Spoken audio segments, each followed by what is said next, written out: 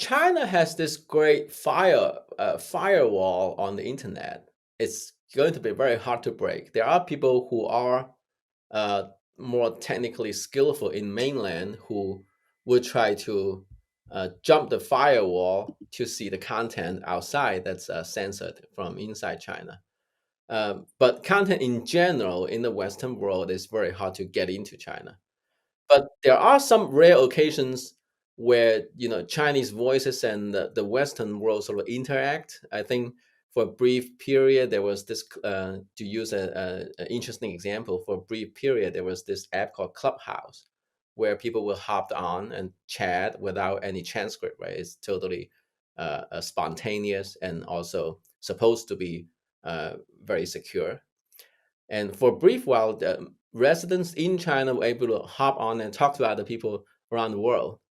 And I saw an episode, a conversation in the clubhouse room, where a mainland Chinese resident was talking to a Uyghur resident who was discussing about all the human rights abuse in the Xinjiang area. And so it was very shocking to the mainlander because uh, that person had no idea. Just like I had no idea about Tiananmen Square, that person had no idea about all the labor camps in Xinjiang. And of course, that app was very quickly censored in China.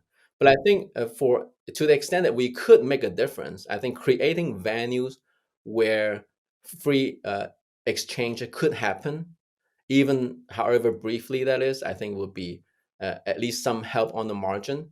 But we also need to have more transparency in terms of Chinese influence around the world. We need to realize when we see content propagated by Chinese propaganda machine, we need to know about it and we need to avoid it. Otherwise, the rest of the world will be increasingly influenced by Chinese narratives.